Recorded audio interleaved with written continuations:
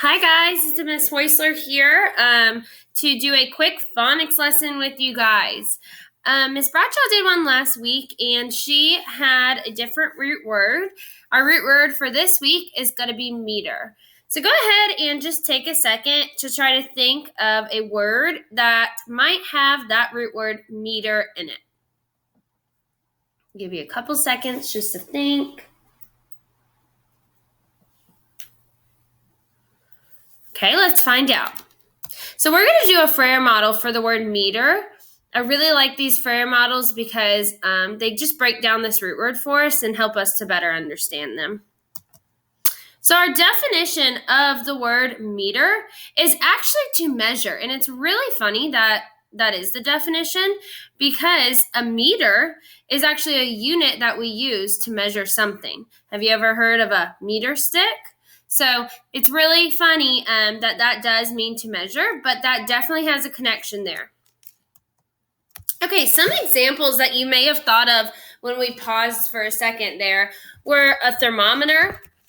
So a thermometer is what we use to either measure the temperature outside, or if you think you may have a fever, you can also use a thermometer to do so.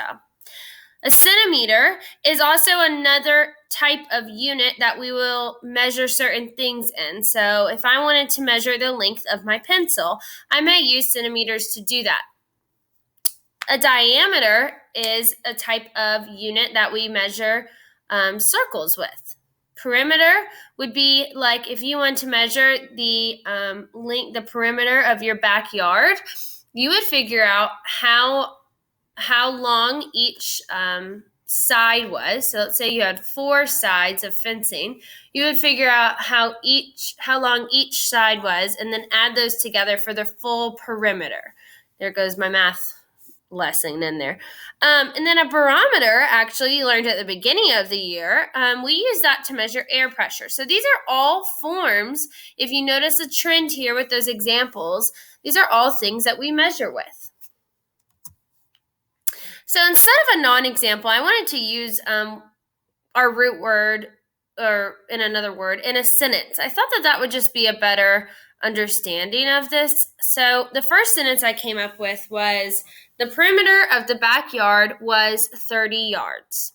And then another one I came up with was, Ellen, and of course I used Ellen from our read aloud, Ellen used a barometer to measure the air pressure of the day.